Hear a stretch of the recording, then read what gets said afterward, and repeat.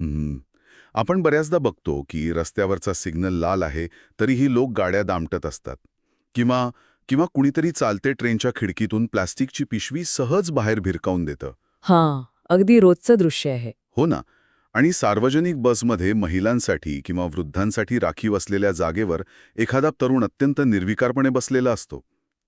म्हणजे हे चित्र आपल्या आजूबाजूला इतक्या वेळा दिसतं की आता आपल्याला त्याचं काहीच वाटेनासं झालंय. आपण एक प्रकार या सगळ्याचा स्वीकार करून मोकळे झालो आहोत. खरं तर हीच सवय जास्त धोकादायक आहे. अगदी. पण आता हे चित्र थोडा वेळ बाजूला ठेवून आपण जपानमधल्या टोकियो शहराची कल्पना करूया. तिथे लाखोंची गर्दी असते पण पण कसलाही गोंधळ नसतो. प्रचंड शिस्त, कमालीची स्वच्छता आणि एक अनोखी शांतता तिथे पाहायला मिळते. हे सगळं बघितल्यावर साहजिकच मनात विचार येतो की आपल्यात आणि त्यांच्यात असा कोणता मूलभूत फरक आहे. हा फरक केवळ कायद्याचा किंवा दंडाच्या भीतीचा नाहीये बरं का.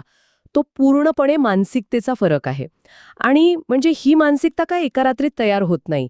ती एका पिढीकडून दुसऱ्या पिढीकडे संक्रमित होणाऱ्या संस्कारांचा परिणाम असते. बरोबर. विशेषतः शालेय शिक्षण आणि घरातील पालनपोषणाची पद्धत यात खूप महत्वाची भूमिका बजावते. नागरिकत्वाची मूलभूत मूल्य लहानपणापासून रुजवली की मग अशी शिस्तबद्ध व्यवस्था उभी राहते. आणि याच मानसिकतेच्या मुळाशी जाण्याचा प्रयत्न आपण द डीप डाईव्हच्या या सखोल चर्चेत करणार आहोत. आज आपण भारतीय आणि जापानी शिक्षण तसंच पालनपोषण पद्धतींची अत्यंत सूक्ष्म पातळीवर तुलना करणार आहोत. नक्कीच हा विषय खूप रंजक आहे. यासाठी आपण काही मानसशास्त्रीय संशोधन, द जॅपनीज माइंड या प्रसिद्ध पुस्तकातील उतारे आणि काही बालविकास तज्ज्ञांच्या विश्लेषणाचा आधार घेतला आहे. यातून आपण समजून घेऊया की जपानच्या शाळांमध्ये नेमकं काय वेगळं घडतं, त्यांच्या इकुजी पद्धतीचं रहस्य काय आहे आणि लहान मुलांचा मेंदू समजून घेऊन त्यांना जबाबदार कसं बनवलं जातं. समजून घ्यायचं असेल ना तर आपल्याला आधी त्यांच्या शालेय व्यवस्थेकडे पाहावं लागेल. पण त्याआधी जर आपण आपल्याकडच्या शिक्षण पद्धतीचा विचार केला तर शिक्षणाचा मुख्य हेतू काय असतो? म्हणजे चांगली पदवी मिळवणे आणि गलेलठ्ठ पगाराची नोकरी मिळवणे हेच असतं बऱ्याचदा. अगदी बरोबर. याच एका उद्दिष्टाने अगदी प्राथमिक शाळेपासूनच मुलांवर अभ्यासाचा, मार्कांचा आणि परीक्षांचा प्रचंड ताण दिला जातो. हो. आणि आपल्याकडे शाळेच्या वेळापत्रकात मूल्य शिक्षण, कार्यानुभव किंवा शारीरिक शिक्षण यांसारखे विषय असतात नक्कीच, पण प्रत्यक्ष व्यवहारात काय होतं?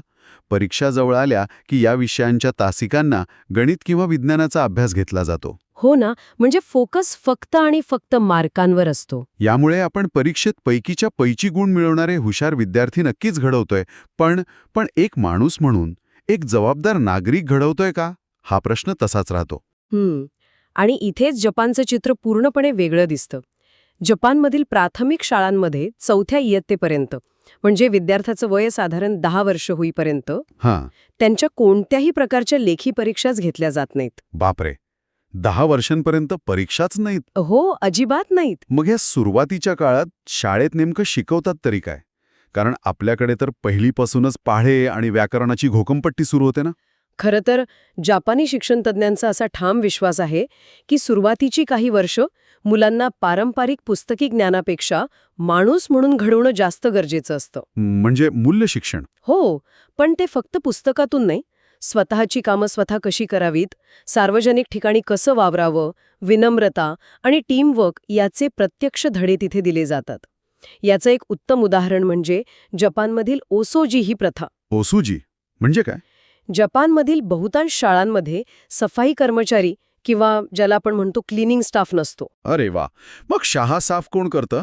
मुख्याध्यापक आणि अगदी पहिलीच जाणारा विद्यार्थी हे दोघंही दररोज ठराविक वेळी हातात झाडू आणि कापड घेऊन एकत्र शाळेचा परिसर, वर्ग आणि स्वच्छतागृहे साफ करतात. खरंच, म्हणजे स्वतःचा कचरा स्वतः साफ करण्याची सवय अगदी लहानपणापासूनच लागते तर. आणि मुख्याध्यापकही सोबत असल्याने कामाची लाज वाटणं किंवा अहंकार निर्माण होण्याचा प्रश्नच येत नाही. अगदी. आणि त्यांच्या आहाराचंही असंच आहे. तिथे डबे आणण्याची प्रथा नसते. मी वाचलं होतं याबद्दल. शाळेतच जेवण दिलं जातं ना? हो, शाळेतच सर्व विद्यार्थ्यांना समान आणि सकस आहार दिला जातो. शिक्षक आणि विद्यार्थी वर्गातच एकत्र बसून जेवतात. आणि विशेष म्हणजे जेवण वाढण्याचं कामही विद्यार्थीच आळीपाळीने करतात. क्या बात आहे. यामुळे मुलांमध्ये एकतेची भावना रुजत असेल. कोण कुठल्या आर्थिक स्तरातून आल्या याचं काहीच दडपण तिथे नसेल. अगदी समानतेची भावना वाढीस लागते. हे सगळं ऐकताना मला एक साधर्म्य जाणवतंय. म्हणजे भारतीय शिक्षण पद्धती ही एखाद्या धावण्याच्या शर्यतीसारखी वाटते, जिथे लहानपणापासूनच फक्त पळायला लावलं जातं. पण जपानी पद्धत ही एखादं मोठं घर बांधताना आधी भक्कम पाया रचण्यासारखी आहे. खूप छान उदाहरण दिलं. पण मला इथे एक व्यावहारिक प्रश्न पडतो. जर 10 वर्षांपर्यंत अभ्यासाचं किंवा परीक्षांचं काहीच दडपण नसेल, तर याचा मुलांच्या मानसिकतेवर आणि शाळेतील उपस्थितीवर काय परिणाम होतो? मुलं शाळेत जातात का कंटाळा करतात? बघायला गेलं तर याचा परिणाम खूप सकारात्मक आहे. परीक्षेचा ताण नसल्याने मुलं शाळेत जायला उत्सुक असतात. त्यांची उपस्थिती जवळजवळ 100% असते. 100%? हो, कारण तिथे सहकार्याचं वातावरण असतं. आयुष्यात कितीही आव्हाने आली तरी सकारात्मक विचार कसा करावा हे त्यांना तिथे शिकायला मिळतं. म्हणजे जर शाळेत संस्कारांवर इतका भर असेल, तर साहजिकच घरातूनही त्याला तशीच जोड मिळत असणार. शाळेत जाण्यापूर्वी घरात मुलांची जडणघडण कशी होते? मी त्या स्त्रोतांमध्ये एका शब्दाचा वारंवार उल्लेख वाचला, इकुजी. हे इकुजी प्रकरण नेमकं काय आहे? इकुजी म्हणजे जपानी बालसंगोपनाची किंवा पेरेंटिंगची एक अत्यंत पारंपरिक पद्धत. ही पद्धत प्रामुख्याने 3 टप्प्यांत विभागलेली आहे. ओके. यातील पहिला टप्पा असतो तो जन्मापासून ते 5 वर्षांपर्यंतचा. याला अभ्यासक सम्राटासारखा काळ किंवा देवासारखा काळ असं म्हणतात. थांबा, सम्राटासारखा काळ? म्हणजे या काळात मुलांवर काहीच नियम नसतात का? जवळजवळ नसतातच. या वयात मुलांना प्रचंड प्रेम दिलं जातं. आई आणि मुलामधील या अत्यंत सुरक्षित स्नेहाला जपानी भाषेत अमाय असं म्हणतात. अमाय? हो. मूल काहीही चुकलं, त्याने एखादी वस्तू तोडली तरी त्याला सहसा शिक्षा केली जात नाही किंवा रागावलं जात नाही. हे ऐकायला थोडं विचित्र वाटतंय. म्हणजे जर 5 वर्षांपर्यंत मुलांवर कसलीच नियम नसतील, त्यांना कधी कुणी ओरडलंच नाही, तर ती मुले अत्यंत हट्टी किंवा बिघडलेली होणार नाहीत का? हा अचानक होणारा बदल मुले कसा स्वीकारतात? तुमचा हा आक्षेप अत्यंत रास्त आहे. पाश्चात्य जगालाही हाच प्रश्न पडतो. पण इथे द जापनीज माइंड या पुस्तकातील एका महत्त्वाच्या तत्वाचा संदर्भ घेणं गरजेचं आहे. याला सीप डाऊन पॅरेंटिंग म्हणतात. म्हणजे झिरपणारे संस्कार. अगदी. जापानी पालक मुलांना नियम सांगून किंवा त्यांच्यावर ओरडून शिस्त लावत नाहीत. ते स्वतःच्या कृतीतून एक आदर्श ठेवतात. कारण मुलंही अनुकरण करून शिकतात. समजा मुलाने रागाने जेवणाचं ताट भिरकावलं, तर जापानी आई त्याला मारणार नाही. मग ती काय करेल? ती अत्यंत शांतपणे ते अन्न गोळा करेल आणि अन्नाची नासाडी राहिल्याबद्दल खेद व्यक्त करेल. तिची ही शांत पण ठाम कृती मुलाच्या मनावर ओरडण्यापेक्षा जास्त खोल परिणाम करते. म्हणजे ते केवळ शब्दांतून नाही, तर कृतीतून मूल्य पाझरू देतात. पण तरीही कधीतरी समाजाचे नियम शिकवावेच लागतील ना? हो ना. आणि तिथेच इकुजीचा दुसरा टप्पा सुरू होतो. हा टप्पा वयाच्या 6व्या वर्षापासून ते 15व्या वर्षापर्यंत असतो. याला काही जण सेवकासारखा काळ असंही म्हणतात. सेवक? म्हणजे अचानक इतकी कठोर शिस्त? हो. इथे सेवक म्हणजे समाजाचे नियम पाळणारा. या वयात मुलांना समूहाच्या अपेक्षा आणि स्वतःच्या आवडीपेक्षा टीमला कसं महत्त्व द्यायचं याचे कठोर धडे दिले जातात. पण जर आई-वडील ओरडत नसतील, तर अचानक वयाच्या 6व्या वर्षी ही शिस्त कशी लागू होते? हे दडबण आणलं कसं जातं? इथे शिक्षेपेक्षा सामाजिक लाजेचा वापर होतो. जपानी समाजात इतरांना उपद्रव होईल असं वागू नये याला सर्वोच्च महत्त्व आहे.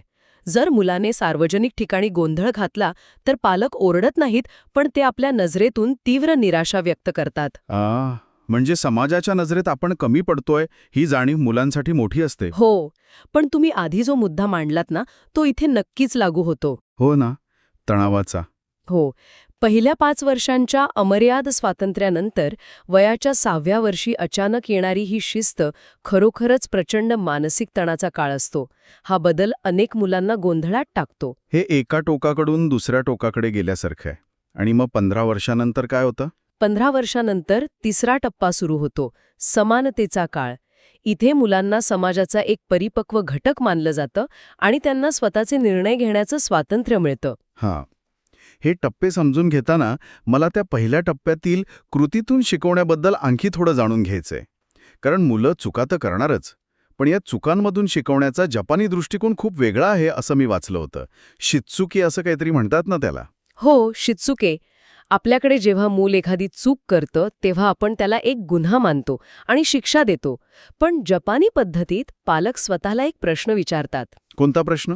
माझ्या मुलाला या क्षणी नेमकं कोणतं नवीन कौशल्य शिकण्याची गरज आहे. वा, विचार करण्याची पद्धतच वेगळी आहे. म्हणजे चूक ह्या शब्दाला आपण कौशल्याचा अभाव असा अर्थ देतोय. आपण दोष देण्याऐवजी उपाय शोधतोय. अगदी. आणि या कौशल्यामध्ये फक्त भौतिक गोष्टी येत नाहीत, तर भावनांची हाताळणीही येते. याला किमोची-शुगी किंवा भावनांवर आधारित विचार करण्याची पद्धत म्हणतात. किमोची-शुगी याचं एखादं रोजच्या जीवनातलं उदाहरण देता येईल का? समजा मुलाने एखादं खेळणं तोडलं, तर तिथे हे कसं काम करेल? जर असं घडलं तर एक सामान्य पालक काय म्हणेल?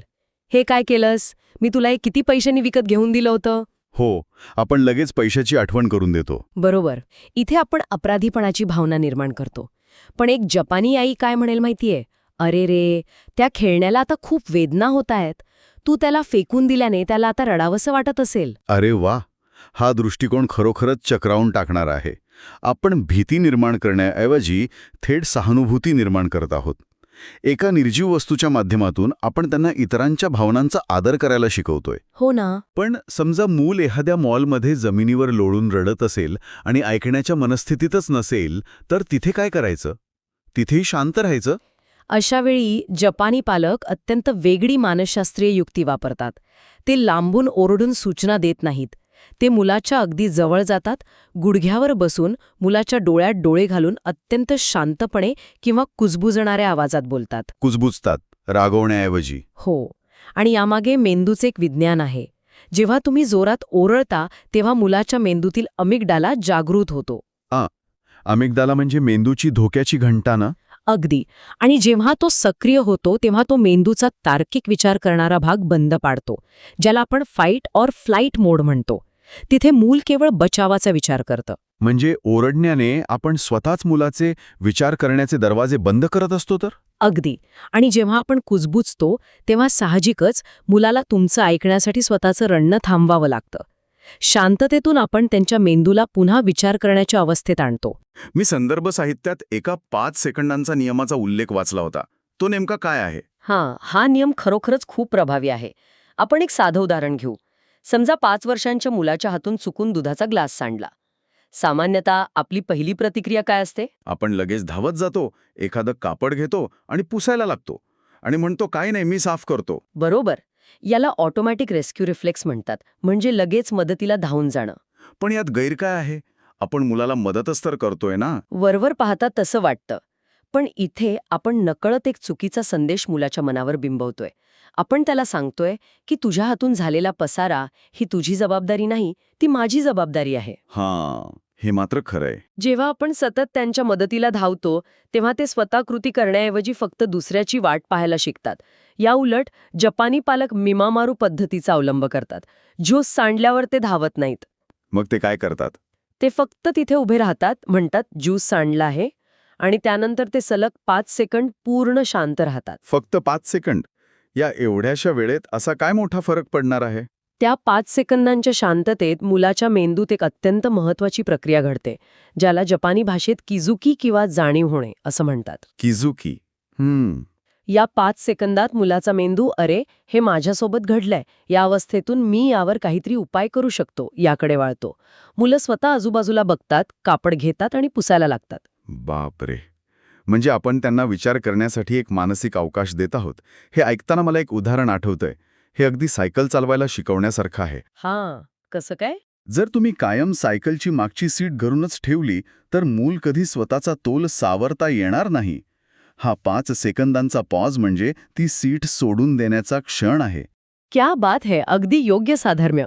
पण तरी पालक लगेच मदतीला का धावतात असं तुम्हाला वाटतं? कारण पालकांना स्वतःला मुलांचा संघर्ष किंवा त्यांचं रडणं सहन होत नसतं. आपल्याला तो गोंधळ लवकर संपवायचा असतो. पण सत्य हे आहे की त्यांचे प्रश्न सोडवून आपण प्रत्यक्षात त्यांना अगतिक म्हणजे हेल्पलेस बनवत असतो. जेव्हा मूल अभ्यास करताना अडकतं किंवा बूट घालताना धडपडत असतं तेव्हा त्यांना तो संघर्ष करू द्यायला हवा. यालाच प्रोडक्टिव्ह स्ट्रगल किंवा फलदायी संघर्ष म्हणतात. म्हणजे थोडं फ्रस्ट्रेशन येऊ देणं गरजेचं आहे. अगदी. या संघर्षातून त्यांच्या मेंदूतील प्रीफ्रंटल कॉर्टेक्स विकसित होतो आणि निराशा सहन करण्याची क्षमता निर्माण होते. आपण त्यांना स्वावलंबी बनवण्याऐवजी आपल्यावर अवलंबून राहायला शिकवतोय. हे खरोखरच डोळे उघडणारं आहे. आणि जपानमध्ये स्वावलंबनावर किती भर दिला जातो हे आपण पाहतोच. लहान मुले एकटीने मेट्रोने प्रवास करतात. यासोबतच कायझेन आणि इकिगाय या तत्वांचाही उल्लेख आला होता. कायझेन म्हणजे सतत स्वतःमध्ये थोडी थोडी सुधारणा करत राहणे. हे फक्त कॉर्पोरेट जगापुरतं मर्यादित नाहीये. मग लहान मुलांच्या बाबतीत हे कसं वापरतात? जर मुलाला बुटाची लेस बांधता येत नसेल तर पालक ओरडत नाहीत. ते विचारतात, उद्या तू यात कालपेक्षा थोडी सुधारणा करू शकशील का? रोज 1% सुधारणा करण्यावर भर दिला जातो. आणि इकिगाय? इकिगाय म्हणजे जगण्याचं उद्दिष्ट. मुलांच्या बाबतीत हे उद्दिष्ट अत्यंत साधं असतं. जसं की घरातल्या पाळीव प्राण्याला खायला घालणं किंवा झाडांना पाणी देणं. यातून मुले स्वतःची उपयुक्तता समजायला शिकतात. हे सगळं ऐकायला जितकं सुंदर आणि आदर्श वाटतंय, तितकंच ते वास्तवात परिपूर्ण असेल का? म्हणजे प्रत्येक नाण्याला 2 बाजू असतात. या एवढ्या शिस्तबद्ध पद्धतीचे काही तोटे नाहीत का? हा एक अत्यंत महत्वाचा पैलू आहे आणि आपण याचं तटस्थपणे विश्लेषण करायलाच हवं. बघायला गेलं तर जपानी पद्धतीत समूहाला इतकं जास्त महत्त्व दिलं जातं की अनेकदा वैयक्तिक स्वातंत्र्य पूर्णपणे दाबलं जातं. म्हणजे स्वतःचं असं काही अस्तित्वच उरत नाही. हो, सर्वांसारखंच दिसण्याचा आणि वागण्याचा प्रचंड दबाव तिथे असतो. तिथे एक म्हण आहे, जो खेळा वर आलेला असतो त्याला हातोडीने ठोकले जाते. बापरे, म्हणजे वेगळा विचार करणं तिथे स्वीकारलं जात नाही. दुर्दैवाने नाही. आणि या साचेबद्धपणाच्या दबावाचे भयंकर परिणामही पाहायला मिळतात. जेव्हा समूहाच्या अपेक्षा पूर्ण होत नाहीत तेव्हा तो ताण सहन करणं अनेक तरुणांसाठी अशक्य होतं. यामुळेच जपानमध्ये आत्महत्येचं प्रमाण खूप जास्त आहे. 2018च्या एका आकडेवारीनुसार तिथे अल्पवयीन मुलांच्या आत्महत्येच्या प्रमाणात तब्बल 33% वाढ झाली होती. 33%. हा खरोखरच अस्वस्थ करणारा आकडा आहे. यावरून एक गोष्ट स्पष्ट होते की कोणतीही एक पद्धत पूर्णपणे परिपूर्ण असू शकत नाही. अगदी बरोबर. तर मग या संपूर्ण विश्लेषणातून आपण काय बोध घ्यायला हवा? आपण भारतीय पालकांनी यातून कोणता सुवर्णमध्य साधायला हवा? सुवर्णमध्य हाच आहे की आपण दोन्ही टोके टाळायला हवीत. पाश्चात्य देशांसारखं अवाजवी स्वातंत्र्यही नको आणि जपानी समाजासारखी आंधळी आज्ञाधारकताही नको. आपण मुलांमध्ये संवेदनशीलता आणि जबाबदारी नक्कीच रुजवली पाहिजे, पण त्याचवेळी त्यांच्या स्वतंत्र विचारांनाही सन्मान दिला पाहिजे. विचारपूर्वक निर्णय घेणारी आणि तरीही स्वतःचं स्वत्व जपणारी मुलं घडवणं हे आपलं ध्येय असलं पाहिजे. खूपच छान मांडणी केलीत तुम्ही. चला तर मग या संपूर्ण चर्चेतून आपण काय महत्त्वाचे धागे पकडू शकतो ते पाहूया. सगळ्यात पहिली गोष्ट म्हणजे मुलांच्या चुका सुधारण्यासाठी लगेच धावून जाण्यापेक्षा त्यांना तो 5 सेकंदांचा पॉज द्या. अगदी. त्यांना विचार करण्यासाठी तो मानसिक अवकाश मिळू द्या. दुसरं म्हणजे केवळ ओरडण्यापेक्षा स्वतःच्या कृतीतून आणि सहानुभूतीतून त्यांना समज द्या. आणि सर्वात महत्त्वाचं, केवळ मार्कांच्या मागे न धावता समूहाप्रती असलेल्या जबाबदारीची जाणीव निर्माण करा. आणि हे सगळं आपण केवळ माहिती म्हणून नाही तर प्रत्यक्ष दैनंदिन जीवनात वापरलं पाहिजे. मुलांनी फलदायी संघर्षातून शिकावं यासाठी त्यांना ती स्पेस देण्याची वेळ आता आली आहे. अगदी बरोबर. चर्चेच्या सुरुवातीला आपण जो त्या रस्त्यावरच्या सिग्नलचा आणि कचराचा विचार केला होता, ते चित्र खरोखरच बदलायचं असेल तर उद्या समाज बदलण्याची वाट न पाहता त्याची सुरुवात आज आपल्या घरापासूनच करावी लागेल. हो ना, बदल स्वतःपासूनच सुरू होतो. म्हणूनच जाता जाता आपल्या सर्वांसाठी एक विचार करायला लावणारा प्रश्न, जर मुलांचं वर्तन हे त्यांच्या आजूबाजूच्या वातावरणावर इतकं अवलंबून असतं, तर आज आपल्या घरात एक छोटासा जपान तयार करण्यासाठी आपण घरातील वातावरणात असा कोणता एक छोटासा बदल करू, ज्यामुळे मुलांमध्ये आपोआप जबाबदारीची जाणीव रुजेल? यावर नक्की विचार करा. पुन्हा भेटूया अशाच एका नव्या आणि रंजक विश्लेषणासह द डीप डाईव्हच्या पुढच्या भागात.